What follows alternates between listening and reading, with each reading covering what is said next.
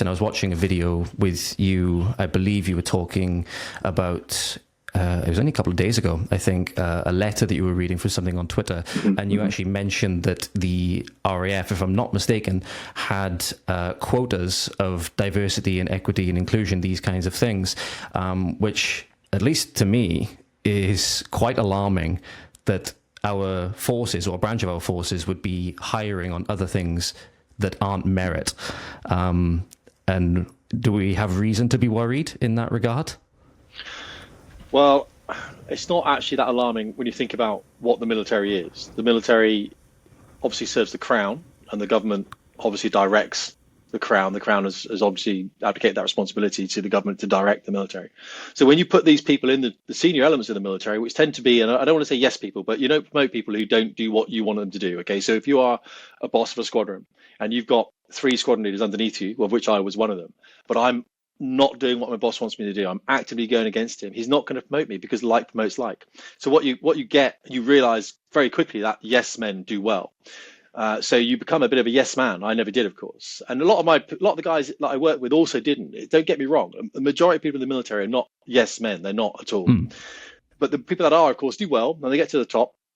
And when they leave the military, you may hear them speak out against something. Okay, but they never do it when they're in, of course. Now they're safe with their pension. They can speak out because, what I mean, they, right on. I've got speaking out. Look how bad this is, mate. You never said anything when you're in. No. So of course it's not alarming, because yes men promote yes men. Yes men get to the top, and the people that run the military are very much yes men. They will not challenge. They will do what the government tells them to do. So when diversity came in, and one of the weird things, George, is I was at a party. Well, I don't do parties. I was at a mate's birthday thing down near Yeovilton, and he was an ex-army guy, and he knew a lot of army guys, and people at this soiree, as it were, just in a pub. One of them happened to be an army guy. I got chatting to him, and he said his last job was as a personal staff officer. I said, "Oh, who was that of?" And he said it was Ben Wallace, who was the defence secretary, of course, at the time. And Ben was defence secretary at the time when this diversity thing hit the military in spades. And I said to this guy, I said, all right, I said, fair enough. You were there at this time. He goes, oh yeah, I was there at the time. Yeah. I said, how on earth did diversity make it into the military? Because I'd said, I think on my podcast, that just wait till diversity, this DEI thing hits the military. It will bounce off. The military will not accept it. And the reverse happened. I was wrong. Hands up to it. I always put my hands up to it when I'm wrong. I was so wrong. Even my wife was laughing at me. I'm like, I do not understand what's going on. What happened, of course, the military absorbed it in a way that maybe health and education, they absorbed it even more so. And why did they absorb it? Because they were yes men. So what happened, this personal staff officer said that Ben Wallace one day just said, oh, we're pushing diversity out. Make sure to service chief, let the service chiefs know, the Army, Navy, Air Force, Marines, make sure they know that they really got to embrace this diversity thing now. We're really going to put this out. And that was it. He said the conversation wasn't a conversation. The directive was less than 2 minutes. He then obviously was like, all right, I'll make sure we direct all the service chiefs. And that was it. That was really all that was said. And then they absorbed it and they ran with it. And it did great damage. I still believe today, it did huge damage to the military by doing that. That's the problem with yes men. Yeah, I think that's, and it puts me in the mind of when you talked about there, or when you highlighted the problem of yes men and people not willing to speak out at the time. Like, it's great when people speak out, but obviously It's pertinent to speak out at the time. It sort of puts me in the mind that, and I'm not, as you said, there's a lot of good people in the military, and I fully stand by that. I have massive respect for anybody that served. I'll be the first to say that. But it sort of does put me in the mind of similar thought processes to maybe some of the Labour MPs, what's going on with the National Inquiry at the moment, where before, when Starmer said that do this or, you lose the whip, vote against it, or you lose the whip, that so many voted against it. But then even days afterwards, we're now seeing people start to turn, maybe because they feel safer, or maybe because they feel now in a position where they can speak out. And I don't want to draw a direct parallel there, because I don't think the two, cross perfectly, but it's just something that stuck out in my head there. And that theme of people not speaking out at the time, when these situations, when people were coming forward about their experiences being groomed by gangs and all of these things, with people not speaking out at the time, either through fear or whatever reason it was, it leads to so much damage later on down the line. I think we're really seeing so many cascading effects of these things that have been allowed to creep in over long periods of time. Yeah, I mean, Peterson says something along the lines, doesn't he? I mean, we know all it takes for evil to triumph is for good men to do nothing. And Peterson actually says, I think he was on the podcast, the CEO's podcast, whatever it's called, and he actually said something during the podcast there. He said, that is evil. That is how evil manifests itself, by good men not speaking out when they should speak out. Because to speak out means you have to suffer, George. And I know you do, because you're a personal trainer still, aren't you? Is that right? Yes. So you are obviously willing with your job to say, you know what, I'm going to speak my mind here, and I know some clients won't come to me because of it. Mm-hmm. My school's the same. My business is the same. My wife keeps saying you could have twice as many people in your business. You can make twice as much money you're making right now if you just took a neutral stance. And I said, but I don't want those people. Like, I'll be honest with you, I don't want those people to come in and then to espouse their narratives within my school. I'd rather, I said, look, this is what it is. It's based on discipline. It's based on perseverance, and it's based on the embracing of suffering to actually get to something that we hold full of value. And the only way we can do that is by speaking our minds and saying, what we're seeing here is wrong. Andy Burnham, Sarah Champion, I think it was as well, didn't speak out. Mm-hmm. They didn't. She has turned now, I believe. I think Andy Burnham's turned as well, the mayor of Manchester, of course. These are weak Sarah people, Champion. George. I do apologize. She was one of the ones. I know she was getting a lot of flack because she initially was trying to speak out about it, and then she seemed to go quite I think it was back.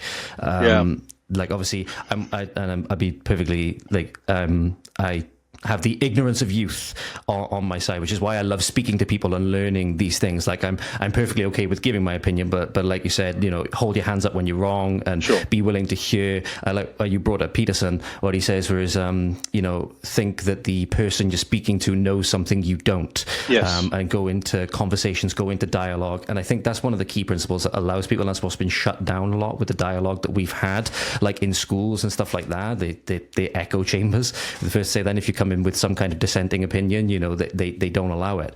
But I kind of lost my train of thought a little bit there for a minute. But Sarah Champion, it was in the Commons, I believe it was, or the Lords the other day, where she seemed to be almost scolding Rupert Lowe about what he said with regards to the National Inquiry, and then not even, was it a week later, she's changing her tune. So it's just like, it's almost like, why aren't people almost like saying to it and then sticking to it? What else is going on behind the scenes? And obviously we know so much with the infiltration of globalist non-governmental organizations, Larry Fink in BlackRock, Bill Gates, all of these people.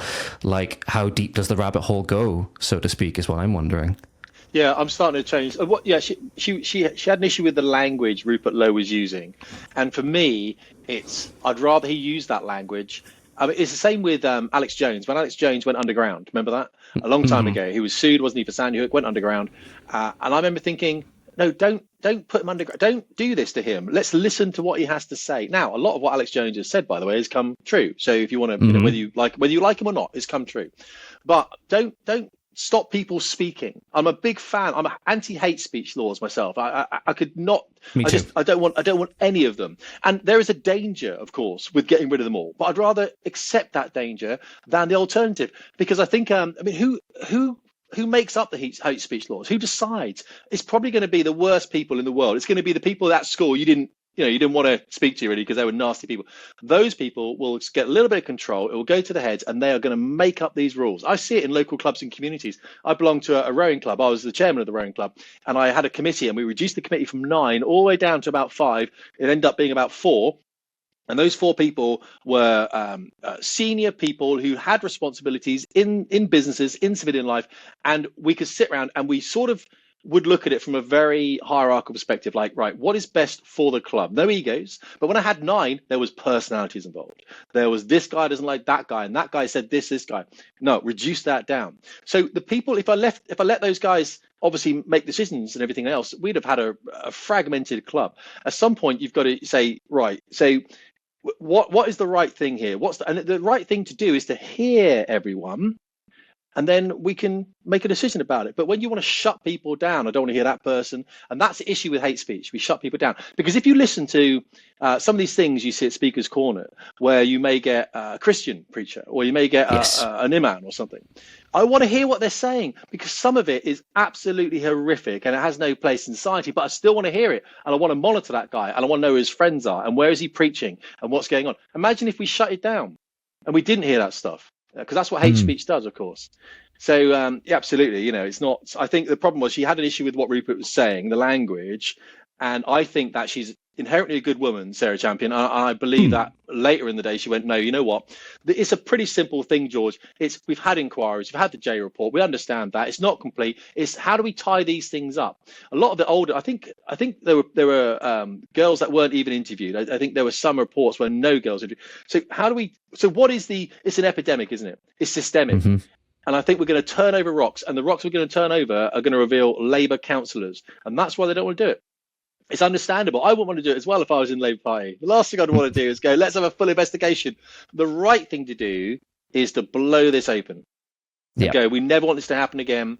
And I can imagine Keir Starmer is an absolute tyrant, though. And I'm not just saying that lightly. Yeah.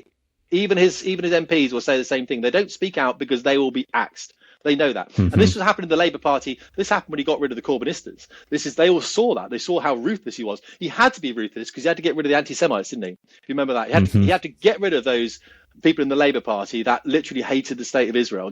It was a whole thing. He'd attracted them in, of course, for the support. Mm-hmm. He needed the votes. And now he's like, we're never going to get voted in if we carry on with this. We've got to get rid of them. So people could feel his ruthlessness early on. They know it. So his MPs are never going to question him. And I think that's going to be the undoing of the Labour Party. I think I could just see it falling apart. I think they're going to realise themselves that Starmer is an absolute dictator. And